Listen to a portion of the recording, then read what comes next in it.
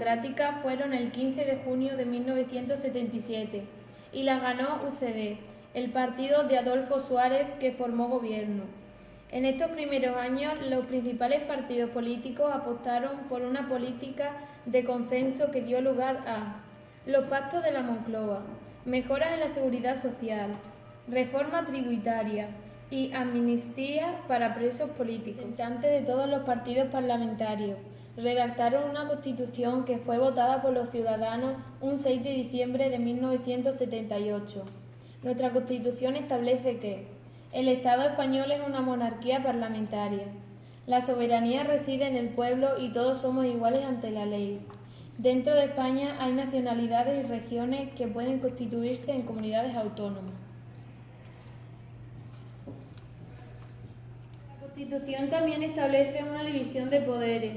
Por un lado, el Congreso y el Senado, que forman la Corte y se encargan de legislar, es decir, crear y aprobar leyes. Por otro lado, el Gobierno ostenta el poder ejecutivo y los tribunales de justicia tienen el poder judicial. La España de la autonomía. Durante los últimos años del franquismo, en Cataluña, el País Vasco y Galicia hubo reivindicaciones de autonomía. Tras la muerte de Franco, esas reivindicaciones se trasladaron también a Andalucía, Valencia, Canarias, Asturias, Aragón y Extremadura.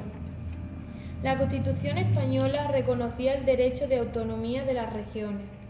Así pues, se constituyeron 17 comunidades autónomas, reguladas por sus propios estatutos de autonomía. El Estatuto de Cataluña y del País Vasco se aprobó en 1979, el de Galicia en 1981 y el resto de comunidades autónomas entre 1981 y 1983, Ceuta y Melilla en 1995. El 23F de 1981, el teniente coronel Tejero, con un grupo de guardias civiles, llevó a cabo un golpe de Estado secuestrando al gobierno y a los diputados en el Congreso. Los golpistas se rindieron gracias a la firmeza democrática del rey, la oposición de muchos mandos militares, la unidad de todas las fuerzas políticas democráticas. Se formó un nuevo gobierno de UCD presidido por Calvo Sotelo que duró un año. La etapa socialista. En las elecciones de 1982, el PSOE de Felipe González obtuvo mayoría absoluta. Alianza Popular se convirtió en la oposición. Los socialistas emprendieron un amplio programa de reformas como modernizar la economía, aunque los sindicatos, comisiones obreras y UGT organizaron 3 huelgas generales. Se incrementaron los gastos sociales en autovías, tren de alta velocidad, Expo 92 y Olimpiadas. Se reformó el ejército y se luchó contra ETA, con el pacto de Ajuria-Enea. Se implantó la ESO. En 1985, España se adhirió a la Comunidad Económica Europea y en 1986 a la OTAN. Pero los casos de corrupción política de personas vinculadas al partido y la relación del gobierno con los grupos antiterroristas de Liberación GAL hizo que el Partido Popular hiciera una dura oposición contra Felipe González y en marzo de 1996 se convocaron elecciones que fueron ganadas por el Partido Popular de José María. La etapa del PP. Durante su gobierno, el PP impulsó una serie de medidas como la suspensión del servicio militar obligatorio, la incorporación de la España a la Europa del euro y a la estructura militar de la OTAN. En el año 2000, el PP ganó de nuevo las elecciones. En esta etapa, la economía fue favorable, disminuyó la inflación y el paro y creció la renta por habitante. Pero el gobierno español apoyó a Estados Unidos en la intervención a Irak en el año 2003, a pesar de las grandes manifestaciones en contra. En el 2004, 3 días antes de las elecciones, Madrid sufrió un atentado que provocó la muerte de más de 200 personas. Las elecciones las ganó el Partido Socialista con Rodríguez Zapatero a la cabeza. De su mandato destacan la retirada de las tropas españolas de Irak, el intento de pactar un proceso de paz con ETA, la ley del matrimonio homosexual, 4 años más tarde volvió a ganar las elecciones, aunque no obtuvo mayoría absoluta, y necesitó el apoyo de partidos nacionalistas para gobernar. En 2011, con la crisis económica ya en auge, se celebran las elecciones y las gana el Partido Popular de Mariano Rajoy. De su primer mandato destacan el pacto antiterrorista, afrontar la crisis económica del país. Las cuentas secretas de Bárcena demuestran la existencia de una contabilidad oculta del partido. Se acrecientan sus discrepancias con el presidente de la Generalitat, Artur Mas, que sigue empeñado en llevar a cabo un referéndum pro-independentista. En las elecciones de 2016, el Partido Popular gana, pero no obtiene mayoría.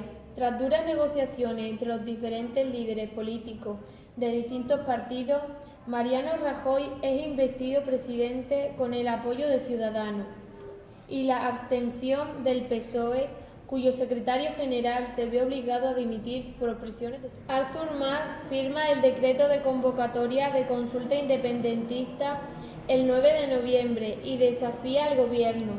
Es investigado por corrupción y deja el gobierno de la Generalitat en manos de Puigdemont, que sale investido presidente por 70 votos a favor, frente a 63 en contra. El gobierno catalán convoca un referéndum para el 1 de octubre a pesar de la oposición del gobierno central y de la advertencia del Tribunal Constitucional. Y el día 1 de octubre se celebra un referéndum ilegal por no estar validado por el gobierno, no tener un censo oficial, no poseer una urna cerrada, refrendado por personas que votan más de una vez en más de un sitio y provocando altercados a nivel social de rebelión por parte de la sociedad, que se enfrenta a las fuerzas policiales del gobierno que intentan frenar dicho proceso, al contrario que las fuerzas del orden público catalanas. Los Mossos d'Esquadra que no cumplen con el mandato del gobierno central y del Tribunal Constitucional. Todo ello hace que la sociedad española sea vista tanto desde el interior como desde el exterior, como un gran circo de acrobacias y payasadas de personas que supuestamente deben defender el Estado de Derecho. A partir de ese momento se activa la maquinaria del Poder Judicial, que vela por la democracia, y el Senado aprueba aplicar el artículo 155 de la Constitución, donde se indica cómo actuar en caso de rebelión, si Puigdemont declara la independencia de Cataluña. El 17 de octubre, Puigdemont declara la independencia de Cataluña y el Parlamento catalán la vota con la ausencia de los partidos políticos constitucionales que abandonan el Parlamento. El presidente del gobierno destituye a Puigdemont y a sus consejeros y convoca las elecciones para el 21 de diciembre. Los tribunales de justicia, en su obligación de aplicar la ley, mandan detener a los responsables de la rebelión. Algunos de ellos son encarcelados y otros, incluido el expresidente Puigdemont, se refugia en Bruselas para internacionalizar el conflicto y buscar apoyo que le eviten entrar en prisión. El día 3 de noviembre, la jueza de la Audiencia Nacional emite la orden de prisión para Puigdemont y los exconsejeros que están en Bruselas. Ningún Estado de la Unión Europea ni del exterior reconoce a Cataluña como un Estado independiente.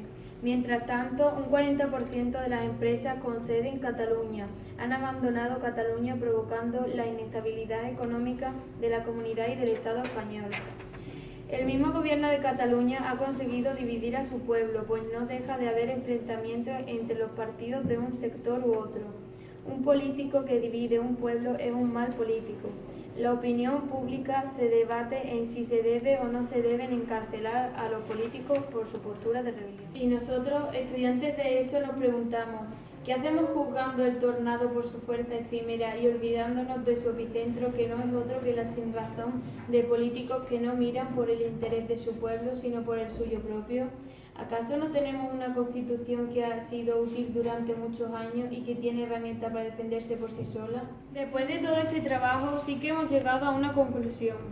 Debemos estudiar la Constitución para no violarla y evitar que nos traten como borregos para intereses personales, aquellos que se vanaglorian de ser buenos políticos. Políticos que parece que no llegaron a estudiar la Constitución cuando fueron al colegio, pero habría que recordarles que el desconocimiento de la ley no les exime de su cumplimiento.